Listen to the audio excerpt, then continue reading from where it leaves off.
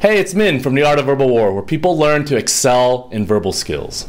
Hey, have you guys seen Californication? It's a really great show, and if you haven't seen it, you gotta check that out because you're gonna learn a lot about fornication. You're gonna learn a lot about verbal skills. Okay, Hank Moody is truly a master, and you gotta check that out. So fire up the Netflix or the illegal streaming, whatever, I won't tell. Okay, so check that out, and you're gonna learn more about verbal skills than I could ever teach you. Okay, so on that note, today we're going to talk about how to talk about anything. And not just how to talk about anything, but how to talk about anything in an interesting way. I've been asked to answer this question over and over again, which is, please give me some topics so I can have an interesting conversation with people.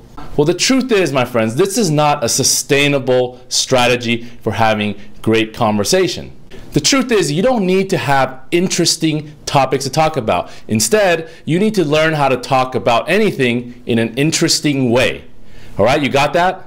And so, to answer this question, I'm going to use Hank Moody, because you know what? He knows a thing or two about having interesting conversations. Okay, so number one, most of the time people are on autopilot when they converse with each other. And this is the reason why conversations start getting boring, because you've heard the same conversation over and over again.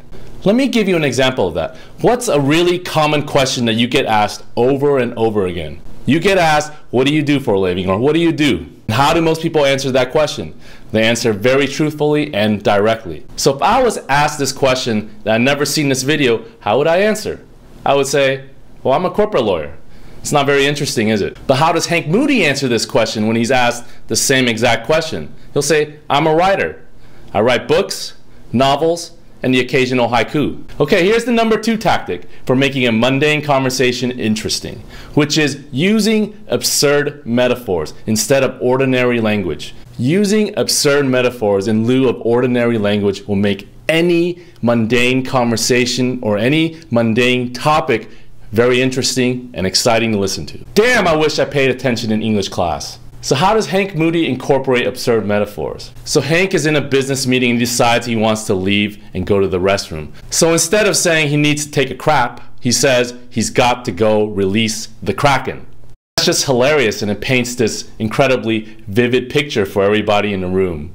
And you can't help but laugh. Alright, my friends, that's it for today. Instead of saying bye, as Hank Moody is prone to saying, smell you later. Who is ready to jump?